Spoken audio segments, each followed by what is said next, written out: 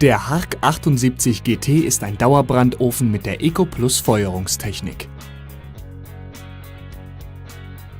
Die Verkleidung kann wie hier mit Kacheln in verschiedenen Farben oder mit Speckstein erfolgen. Die dicke, massive Abdeckung fällt bei diesem Ofen besonders auf.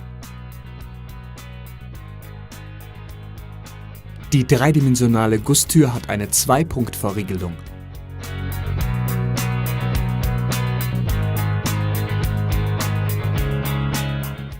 Hinter der Vortür befinden sich die Regler für die Primär- und Sekundärluftzufuhr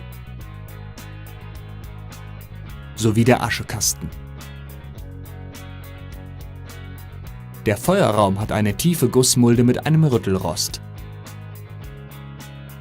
Der mit einer Spezialkeramik ausgekleidete Feuerraum wird oben mit dem Feinstaubfilter abgeschlossen.